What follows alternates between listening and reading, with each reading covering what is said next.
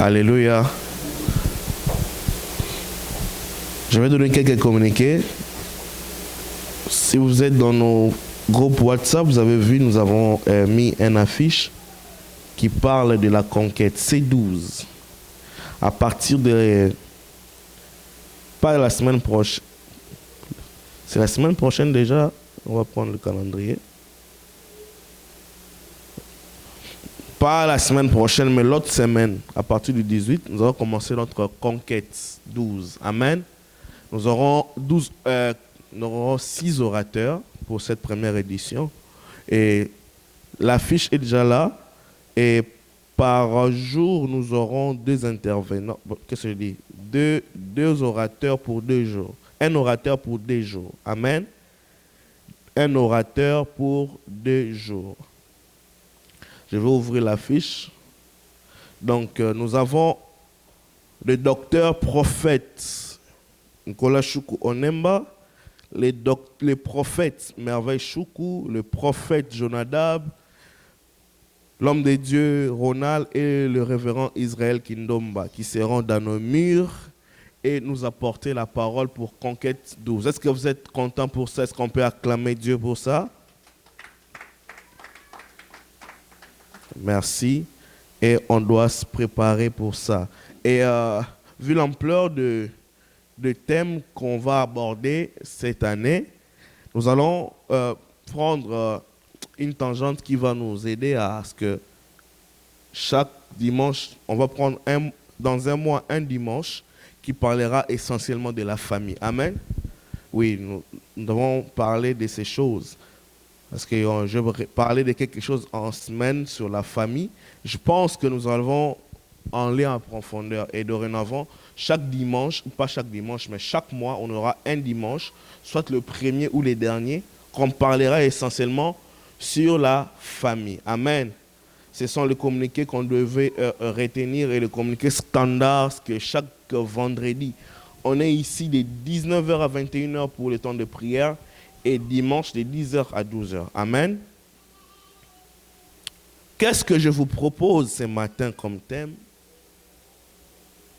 Eh bien, comme nous sommes dans un temps où nous sommes en train de démarrer l'année, j'aimerais que nous partageons une pensée qui tourne autour de Genèse 1, premier verset.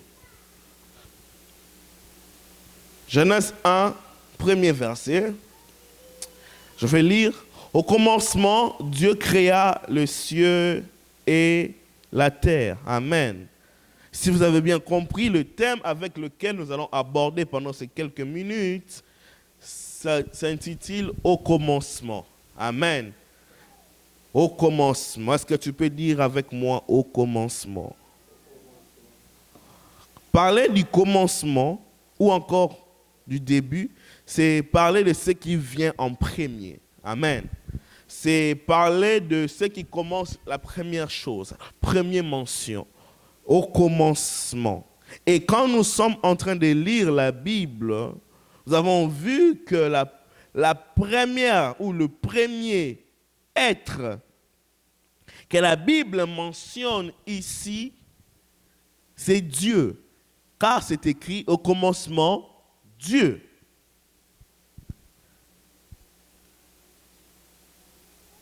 Comme dans l'alphabet français, elle commence avec la lettre A, qui est le commencement des 26 lettres. Comme dans la musique, la première note que nous avons, c'est la note de Do. Il est mieux de commencer avec Dieu une année. Amen, amen. Nous sommes dans un moment où nous devons commencer effectivement une année avec Dieu. C'est bien de commencer avec le travail. C'est bien de commencer avec le contact. C'est bien de commencer avec, je ne sais pas moi, les réseaux sociaux. C'est bien de commencer. Mais c'est important, je peux même dire c'est vital, de commencer une année avec Dieu qu'avec nos téléphones. Amen, amen. Nous devons mettre Dieu en premier lieu. Nous devons commencer avec Dieu. Je ne sais pas si en 2022, comment est-ce que vous l'avez commencé. 2021 et 2020 et les années passées, je sais que je peux avoir en mémoire que les années antérieures, on a commencé les années avec la maladie qu'on appelait coronavirus. Cette maladie a commencé et a déstabilisé beaucoup de choses. Et ça a perturbé les nations. Mais au commencement, normalement, ça ne devait pas être une maladie. Au commencement, ça doit être normalement Dieu. Amen. Nous devons commencer avec Dieu. En 2023, c'est utile de commencer avec Dieu. Amen, amen. Nous sommes au début de l'année, c'est un conseil. Cela veut dire que dans les années, dans les mois qui vont suivre, dans les semaines qui vont suivre, dans le prochain temps qui vont suivre, il est important de mettre Dieu en premier lieu pour que Dieu, en son tour, nous mette aussi dans une place de choix. Donc, il est très nécessaire de commencer avec Dieu. La question qu'on peut se poser, c'est mais comment commencer avec Dieu? Parce que généralement, nous avons déjà commencé avec lui. Très bien, et je veux répondre. Comment et pourquoi commencer avec Dieu? Parce qu'il est alpha et il est oméga. Le premier et le dernier, le commencement et la fin. Amen, amen. Nous devons commencer avec Dieu parce que Dieu est le Dieu du commencement. Dieu n'est pas le Dieu de la fin, mais il est le Dieu du commencement. Quand nous devons commencer dans la vie, nous devons commencer avec Dieu dans le premier temps. Vous savez, Dieu, quand il commence, cela veut dire qu'il a déjà fini. Mais quand nous commençons, nous ne savons pas comment est-ce que la fin sera, de quelle couleur. Mais quand Dieu commence, il a déjà fini. C'est mieux de commencer nos projets avec Dieu parce que Dieu sait comment est-ce que ton projet peut aboutir à son terminus, même si toi-même, le propriétaire du projet, tu ne sais même pas les obstacles que tu rencontreras sur ton chemin. Amen. C'est irrespectueux de mettre Dieu en seconde position. Pour beaucoup, ils aiment mettre Isaac en premier. Et en parlant d'Isaac, je parle des choses de matériel. Je parle de nos téléphones qui coûtent cher. Il y a des téléphones qui coûtent actuellement de $2 000, de $3 000. Il y a des téléphones qui coûtent de $4 000. Il y a des montres qui coûtent, des Rolex qui coûtent de $35 000. Il y a des voitures, il y a des maisons, il y a tout ce que nous pouvons avoir. Ce sont des Isaac. Ce sont des choses qui, quand ça prend la première place, Dieu nous donne toujours le preuve d'Abraham pour que nous puissions se décharger dans nos cœurs de ces Isaacs-là. Amen, amen. Quand tu mettras tes avoirs en premier lieu, Dieu te demandera un compte pour le faire sortir de ton cœur. Si nous mettons nos cœurs dans nos avoirs, les jours où la maladie viendra, nous comprendrons que l'argent ne peut pas guérir. Est-ce que quelqu'un m'écoute ce matin? Nous ne pouvons pas commencer avec le bien matériel, là où le bien matériel n'a pas de limite, n'a pas de pouvoir de contrôler ce qui n'est pas tenable avec le main. Vous savez, d'autres encore commencent avec leur trône. Quand je parle de trône, je parle d'études, du travail, des projets. Je parle de la position du pouvoir, de l'argent. Je parle encore de femmes qui ont des maris qui ont des femmes, qui sont beaux, qui prennent leur beauté comme un trône et qui disent que Dieu n'a pas la première place. Nous devons mettre Dieu en première place. Parce qu'à l'épreuve du trône, Dieu nous soumettra comme le 24 êtres vivants qui sont en train de dire constamment Saint, Saint devant l'Éternel. On peut beaucoup critiquer cet homme par sa gouvernance. D'ailleurs, c'est normal de critiquer tout le monde qui gouverne. Mais on ne pourra pas critiquer son dévouement et son attachement à Dieu. Je parlais du président de la République démocratique du Congo, je citais son Excellence Félix Tshisekedi. Cet homme, on peut juger sa manière de gérer l'État. On peut juger sa manière dont il conduit les choses publiques. Mais on ne pourra pas juger comment est-ce qu'il aime Dieu. J'ai vu cet homme, avec tous les charges qu'il avait, aller dédier sa vie pour commencer l'année à l'église dans la prière. J'ai vu cet homme dédier la nation pendant son mandat entre les mains du Seigneur. Mais beaucoup d'entre nous, ici dans ces pays, ils ne sont même pas chargés plus que lui, mais ils n'ont pas le temps de venir à l'église, sous prétexte qu'il n'a pas le temps. Je me pose la question, qui peut être chargé plus qu'un président de la République, mais qui trouve le temps de venir à l'église? Et d'autres personnes, quand ils viennent à l'église, ils pensent comme si ils sont en train de venir pour...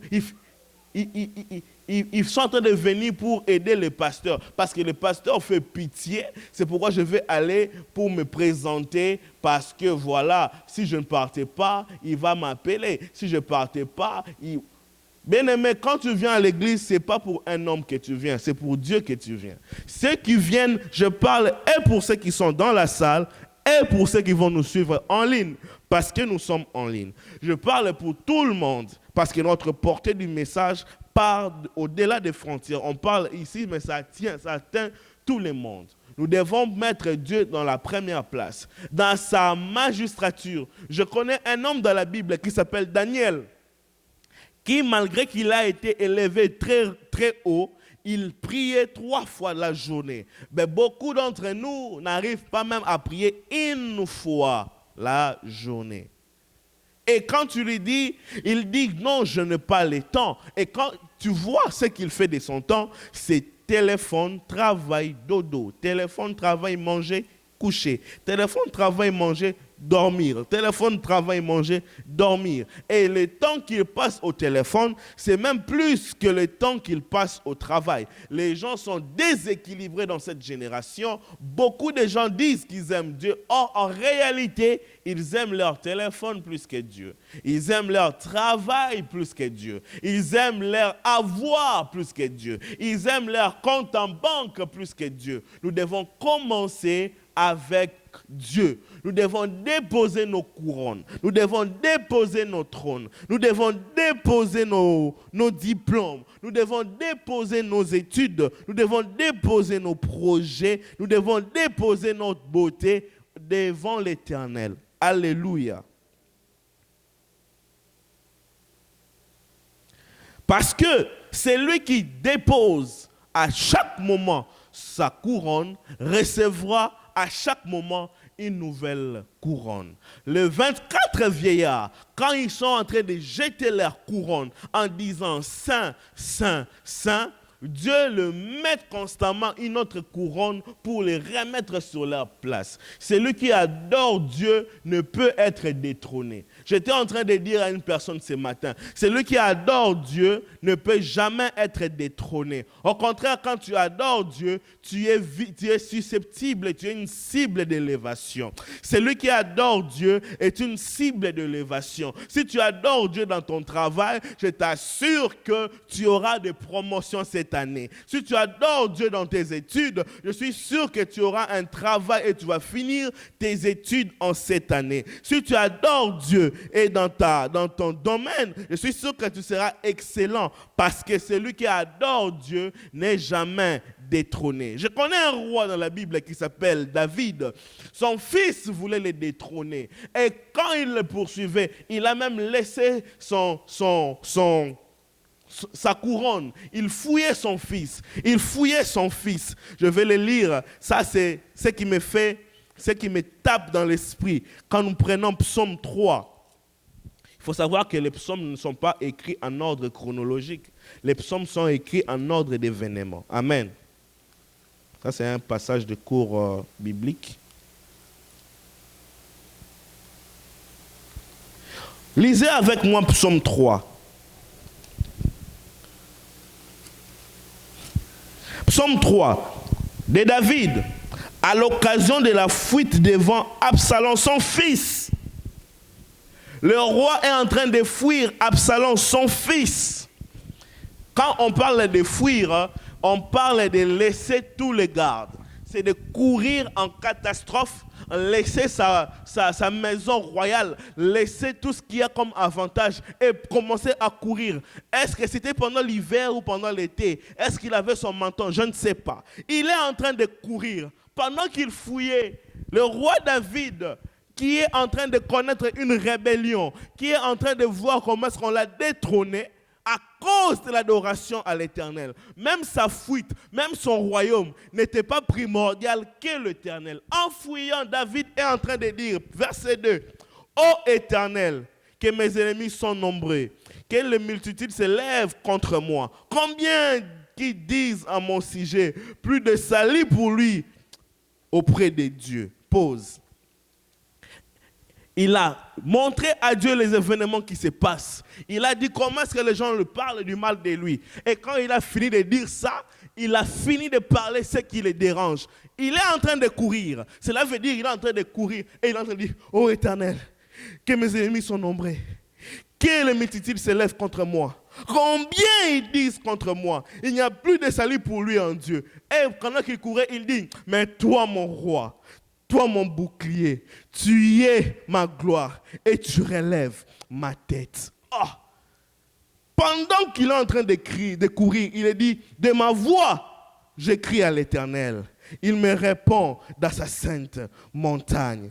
Et Dieu a fait des embuscades de telle sorte que le roi David ne puisse pas être détrôné, malgré que la rébellion l'a fait courir. On a tué celui qui voulait le remplacer et on est venu le rappeler pour le remettre dans son palais à Jérusalem. Fais de l'Éternel tes délices, il te donnera ce que ton cœur désire en cette année 2023. Est-ce que tu peux mettre Dieu en première position en cette année pour voir comment est-ce que là où tu as été déstabilisé, tu seras réhabilité. Là où tu as été détrôné, tu seras recouronné. Parce que celui qui adore l'Éternel n'est pas découronné. Nous ne devons pas adorer Dieu à cause d'une église. Nous ne devons pas adorer Dieu à cause d'un pasteur. Mais au contraire, on doit adorer Dieu parce que nous l'aimons et nous l'aimons, c'est tout.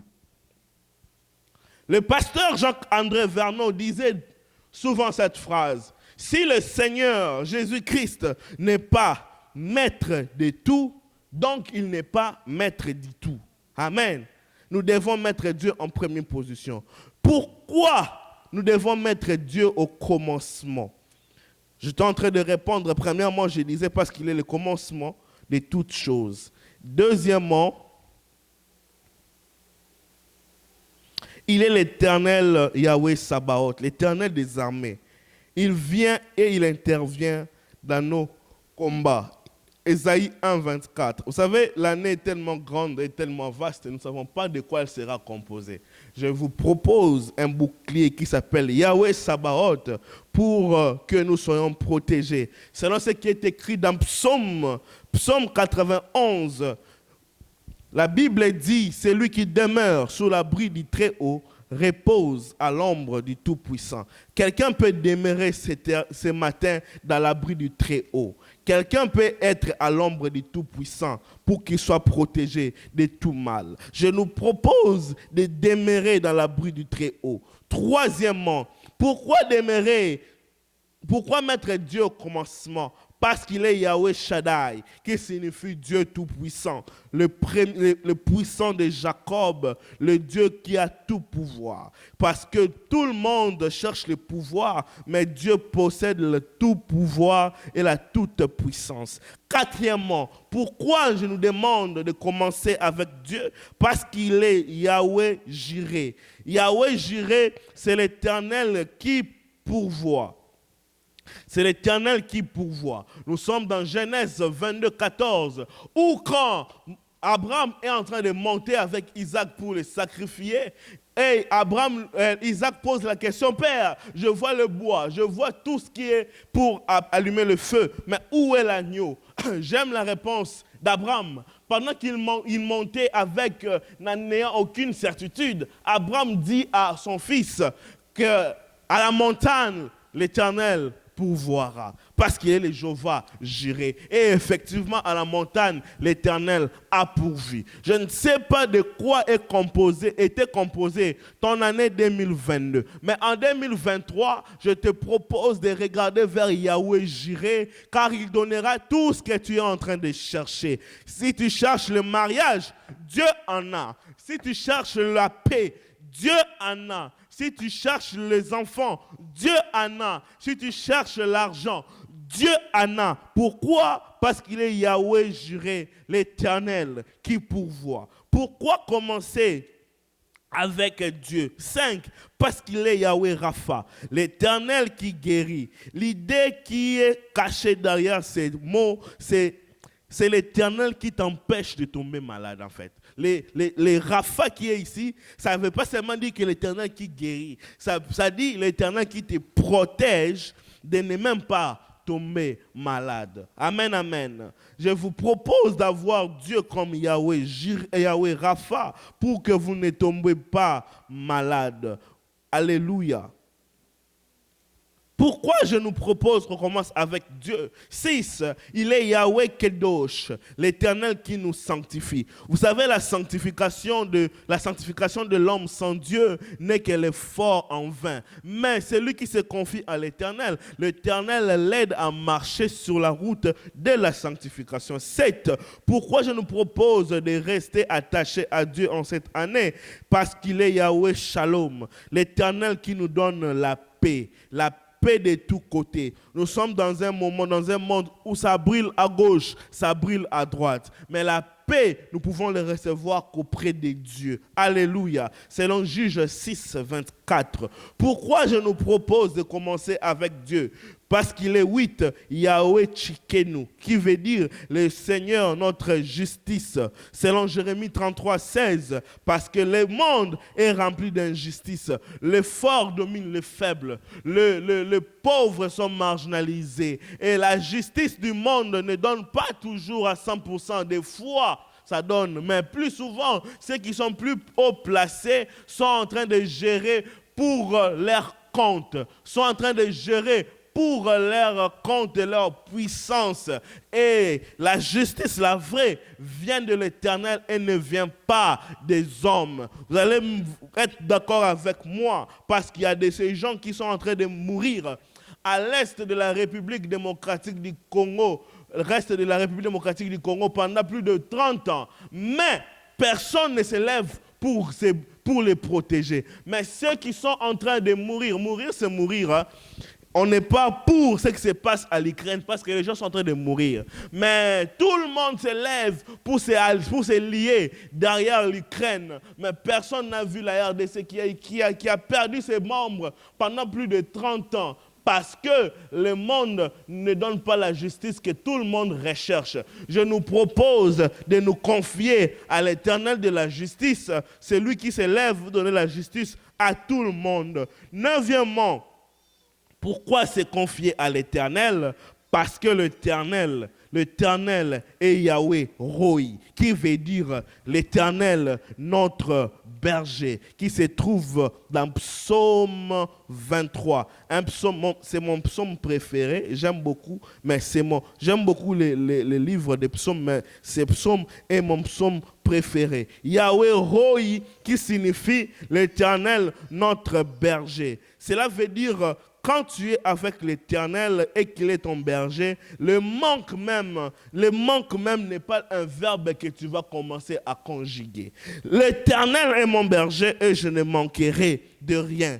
Il me fait reposer dans le vert pâturage. Il me dirige près des eaux paisibles. Il restaure mon âme. Il me conduit dans les sentiers de la justice à cause de son nom. Quand je marche dans la vallée de l'ombre de la mort, je ne crains aucun mal, car il est avec moi. Ta houlette et ton bâton me rassurent. Tu dresses devant moi une table en face de mes adversaires. Tu induis ma tête et ma coupe déborde. Oui, le bonheur et la grâce m'accompagneront tous les jours de ma vie et j'habiterai dans la maison de l'Éternel jusqu'à la fin de mes jours. Je nous propose de commencer l'année avec Dieu parce qu'il est notre berger. Est-ce que vous êtes d'accord avec moi? Est-ce qu'on peut acclamer l'Éternel?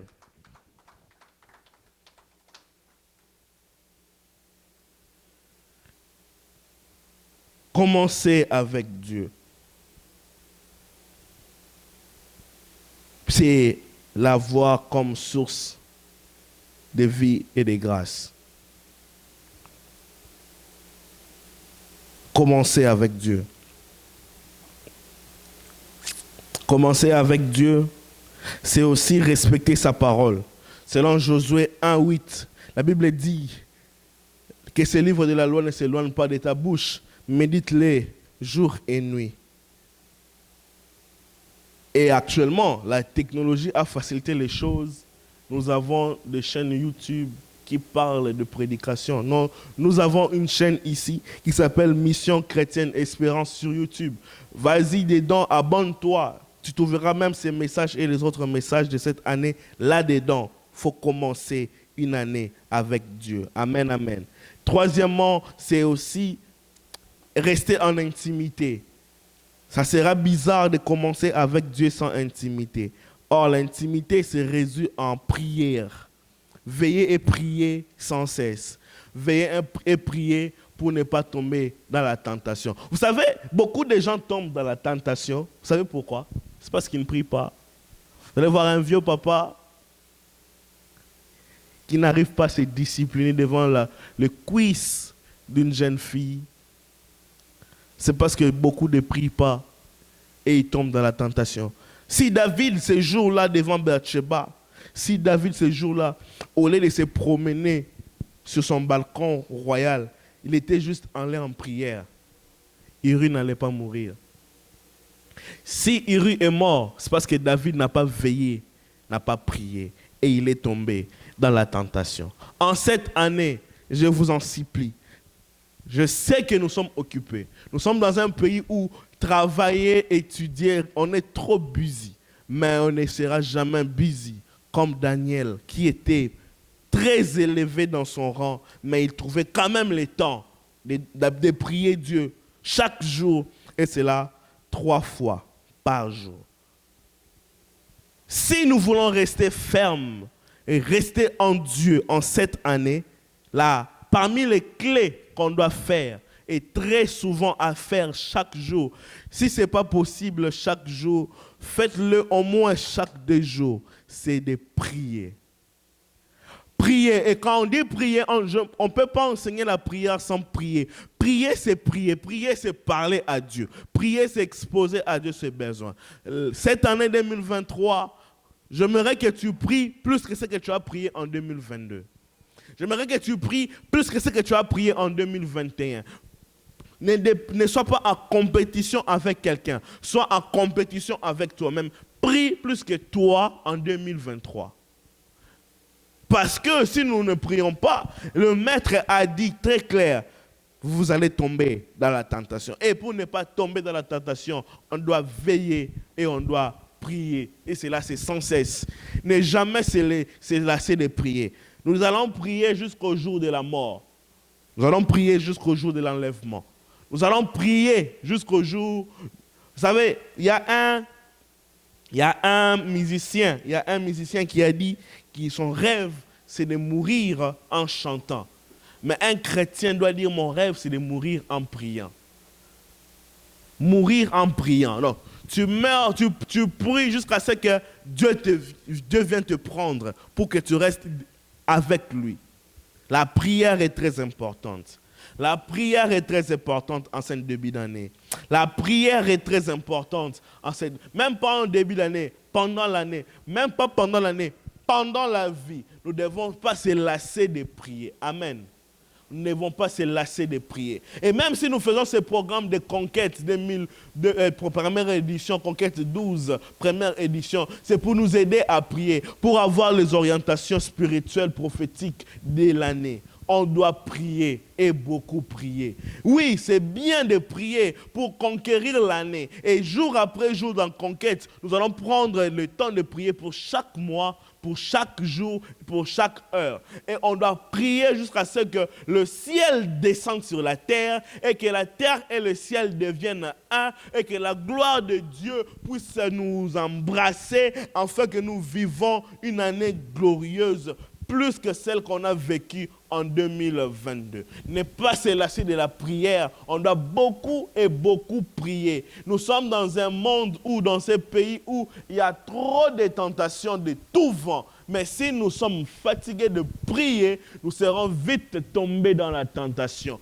Je vous prie, bien-aimés, de ne pas tomber dans la tentation. Je peux tout faire pour vous conseiller de ne pas tomber dans la tentation. Mais si vous ne priez pas, je vous rassure que vous allez tomber effectivement dans la tentation. La force de résister devant le cuisse d'une femme, ça s'appelle la prière. La force de résister devant le ceinture d'un homme, ça s'appelle la prière. La force de se ressaisir devant la tentation, ça s'appelle la prière. La force de se ressaisir devant la corruption, ça s'appelle la prière. La force de se ressaisir devant un vol, ça s'appelle la prière. La force de se ressaisir devant tout obstacle, ça s'appelle la prière. Et nous allons prier sans cesse.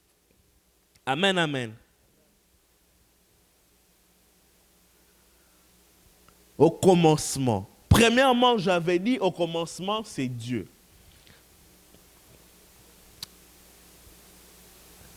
Et deuxièmement, au commencement,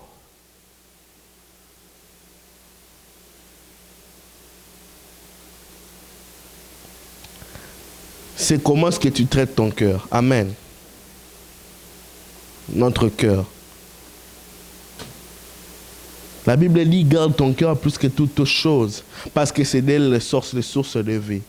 Dieu agrée d'abord le cœur avant d'agréer l'offrande. Il faut demander à Caïn, il en connaît quelque chose. Garde ton cœur plus que tout. Attention, attention au poison de la méchanceté qui peut empoisonner la vie des hommes. Actuellement, si vous voyez des gens en train de les empoisonner sur la terre, c'est parce que la méchanceté a gagné du terrain. C'est parce que la méchanceté a gagné du terrain. Et la méchanceté, c'est germe dans les cœurs. Nous devons être attentionnés dans ces choses. On doit vraiment veiller dans nos cœurs. Amen. La convoitise, la jalousie, s'éloge dans les cœurs. Et si on ne maîtrise pas les cœurs, on va tomber dans ces choses. C'est pourquoi Christ a dit veiller. C'est lui qui veille ne dort pas. En fait, quand on dit veiller, ce n'est pas de manquer de sommeil. Veiller, quand Christ a dit veiller et prier pour ne pas tomber en tentation, cela veut dire protège ton cœur, mets des gardes. Vous savez, quand on construit une maison qui monte en hauteur, on met des garde-fous. Pourquoi on met des garde-fous? Pour qu'une personne ne puisse... Parce que dans chaque homme, il y a un fou. Dans chaque humain, il y a un fou. Je parle de l'humanité en général, homme-femme.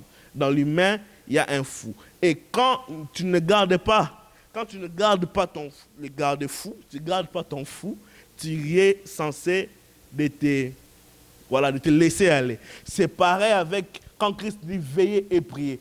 Quand il a dit veiller, il a dit de mettre de garde-fous pour ne pas se limiter, pour ne pas sauter et sortir et aller faire du n'importe quoi. Amen, amen. Gardez notre cœur en cette année. Je vous en supplie de garder l'année, de garder le cœur en cette année. De garder le cœur de la jalousie, de l'orgueil, de la méchanceté, de garder nos cœurs de toutes ces choses. Garder nos cœurs de la manipulation. Garder nos cœurs de toutes ces choses. Garder nos cœurs de la méchanceté. La méchanceté est un poison pour la vie humaine. La méchanceté, c'est un poison qui allume le feu, qui consume nos êtres. On a besoin de l'eau, de la parole de Dieu pour éteindre le feu de la méchanceté. Sinon, c'est la mort qui s'ensuit. Garde le cœur sur la jalousie. La jalousie est une méchanceté. Je ne parle pas de la jalousie protectrice qui existe dans les couples, mais je parle de la jalousie nocive qui fait qu'une personne puisse envier ce que toi tu as, puisse avoir l'envie de détruire ce que tu as. C'est cette jalousie que je parle. Je parle aussi de la méchanceté qui se cache dans la manipulation. Ce sont des pièges. Une personne qui te piège à chaque instant et qui te donne des commandements pour que tu fasses mal. Et quand tu fasses mal, il va encore te dire de loin que c'est de ta faute.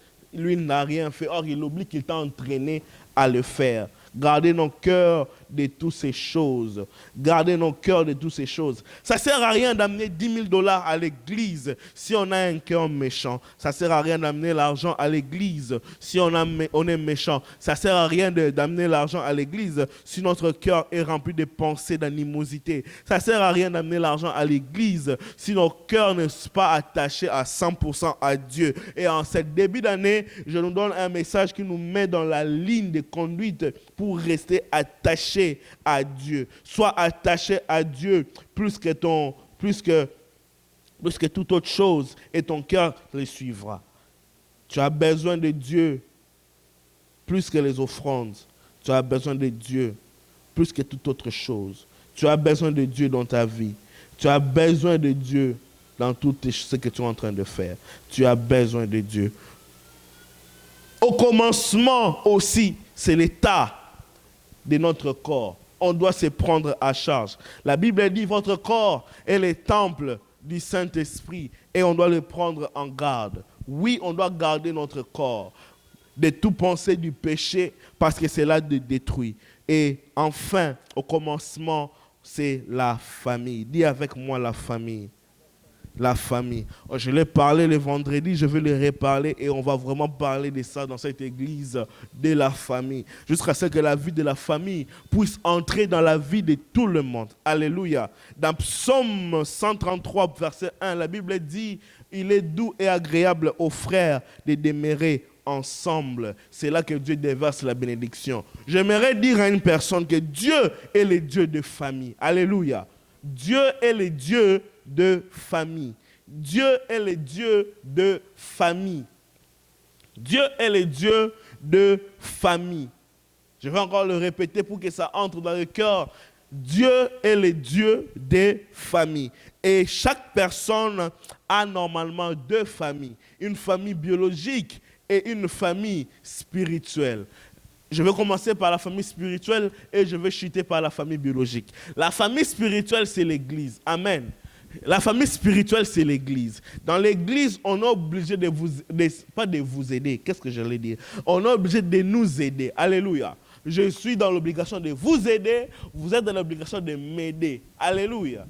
Vous devez m'aider, je dois vous aider. Et nous sommes obligés de s'entraider en famille. Parce que Christ les donne en commandement. Nous devons être en famille à l'église. Dans cette église, c'est une bonne famille pour vous. Dans cette église est une bonne famille pour vous. On ne prêche pas les sels. On ne prêche pas la bougie. On ne prêche pas les huiles. On ne prêche pas des amulettes. On ne prêche pas des hommes, le culte de personnalité. On ne dadifie personne dans cette église. On ne prêche pas le veste. On ne prêche pas le vêtement. On ne prêche pas l'homme. On ne prêche pas du sel. On ne prêche pas la bougie. On ne prêche pas la magie. On ne prêche pas l'occultisme. Ici, dans cette famille, on ne prêche que Jésus et Jésus-Christ qui a été crucifié, mort et ressuscité. Alléluia. Notre message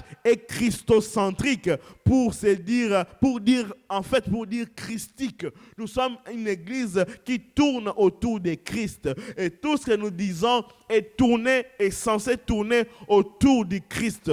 Christ a dit, venez à moi, vous tous qui êtes fatigués et chargés, je vous donnerai du repos. En fait, venez à lui dans cette église, vous tous qui êtes fatigués et chargés, il vous donnera du repos. En 2023, ne manque pas une famille spirituelle. Et si tu n'as pas la famille spirituelle, tu es le bienvenu ici. Nous avons assez de chaises, assez de place pour vous accueillir. Nous accueillons tout le monde ici, tout le monde, sans juger personne.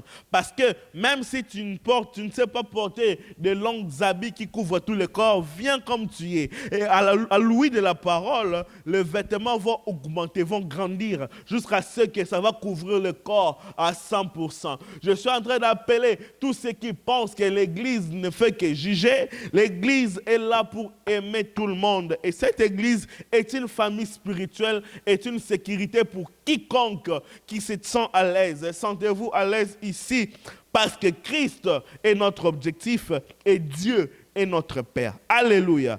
Et la famille biologique. Nous avons une famille biologique qui est composée d'un père, d'une mère. Chacun de nous a une famille composée d'un père et d'une mère. Nous ne devons pas les zapper en cette année. Au commencement, à part Dieu, à part ton cœur, à part ton corps, à part ta famille spirituelle, au commencement, c'est aussi ta famille. Dis avec moi, ma famille. Dis avec moi, ma famille.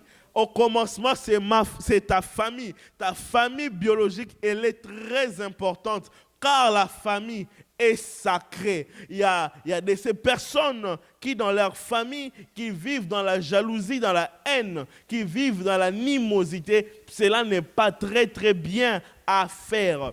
J'avais donné l'exemple le vendredi, je disais, j'aime beaucoup mon père parce que lui, il aime vraiment sa famille et il peut tout faire pour sa famille. S'il attend que quelqu'un est malade, je vous assure, s'il n'a pas l'argent, il va prêter pour aider la famille. S'il ne trouve pas beaucoup, ne fût-ce que $5, afin de trouver même de l'eau pour perfuser la personne qui est malade. Mais beaucoup d'entre nous, nous ignorons beaucoup nos familles. Nous ignorons beaucoup nos familles et beaucoup de familles ignorent leurs enfants. Il y a des pères qui ne causent pas avec leurs enfants. Il y a des enfants qui ne causent pas avec leur père. Or, nous oublions, la Bible est en train de dire, honore ton père et ta mère, afin que tu vives longtemps. Celui qui veut vivre longtemps doit honorer son père, doit honorer sa mère, même les enfants du père. Parce qu'une manière d'honorer le père, c'est d'aimer ses enfants. Car si tu aimes mes fils, tu m'honores. Si tu aimes ma femme, tu m'honores. Si tu aimes mes enfants, tu m'honores. Mais d'autres personnes, entre frères, ils ne parlent pas pendant des années et ils sont en train d'aller à l'église. Nous ne voulons pas avoir cette église où les membres de famille ne parlent pas entre elles parce qu'ils se disent que non, il m'a fait ci, il m'a fait ça. Dans la famille, on doit se supporter, on doit se pardonner. J'avais dit l'autre fois ici que quand on t'appelle, seulement quand tu vois l'appel, tu te dis « Ah, il va encore me déranger » et tu zappes les appels. Ce n'est pas un bon comportement. Et aussi, nos familles, il est composé de beaucoup d'ingrats. Là, je dois le dire aussi, il y a de ces gens qui sont très ingrats. Tu l'enverras l'argent pour l'aider, il ne te dira pas merci. Mais il te dira que Otindi Mouké, tu as envoyé un peu, il fallait envoyer plus. Mais il ne sait pas que tu dois faire des calculs, tu as une vie à mener, tu as un train de vie à vivre ici. Mais si tu la vois $100, il ne sait pas que $100, quand tu es payé $20 de l'heure, c'est 5 heures du travail et non 5 heures au travail. Parce qu'au Canada, on travaille et non, on ne reste pas comme des bureaux. Je ne vais pas citer le pays pour ne pas avoir de problèmes le jour que j'irai dans ces pays-là. Ils ne vont pas donner les visas. Dans d'autres pays, quand tu pars travailler, tu l'ouvres ton ordinateur, tu es devant le Zuma. Vous savez le Zuma? Vous savez le Zuma? Le Zuma, c'est un jeu d'ordinateur qui, quand tu cliques, il y a un boule. Il y a un animal qui lance des boules de couleur. Maintenant, ça fait comme un circulaire comme ça. Et quand tu lances des boules de couleur, quand ça devient comme 3 ou plusieurs, ça écrase la couleur. Et au fur et à mesure que tu écrases des couleurs, tu avances. Et beaucoup de gens dans des pays où je ne veux pas citer le nom, au travail, ils sont payés, mais ils jouent de la Zuma. C'est différent ici. Ici, quand nous sommes au travail, tu ne peux pas passer 1 minute et rester calme sans rien faire. Sinon, la machine même qui est devant toi peut te broyer les doigts. Mais quand il te donne à une personne comme ça $100, il te dit, tu as envoyé un peu d'argent. Tu t'as envoyé 5 heures de ma vie 5 heures de mon sueur, 5 heures de mon temps qui résume les $100 et toi, tu me dis, c'est peu. J'ai même envie de dire, remets-moi d'abord ça ici. Remets-moi ici, comme ça, je vais te montrer comment est-ce qu'on va utiliser l'argent qui est... Il y a dans la famille des ingrats ainsi. Tu l'envoies l'argent, il dit, quand on lui pose la question, est-ce qu'il t'aide ou pas? Il dit non, il ne m'aide pas. Il ne m'aide pas. Or qu'il a menti dans sa poche. C'est bizarre, hein? Dans sa poche, il a les $200 que tu viens d'envoyer. Mais quand on lui dit, est-ce qu'il t'a aidé ou il ne t'a pas aidé, pour avoir encore là-bas, il dit non, il ne m'aide pas, pour qu'on lui donne encore. Et on t'appellera pour te dire, tu n'aides pas ta famille, tu n'aides pas ta famille. Il y a beaucoup des ingrats dans nos familles qui sont des hypocrites. En cette année 2023, nous ne devons pas vivre dans l'hypocrisie dans nos familles. Alléluia. C'est vrai que nos familles sont tellement nombreuses et tout le monde ne pourrait pas manger de ton argent. Il faut qu'on dise des vérités à un moment. Il y a seulement les enfants là, comme on est né entre nous, et les cousins et les frères, on arrive déjà à 60. Bon, maintenant, nous déjà, on a commencé à avoir des enfants.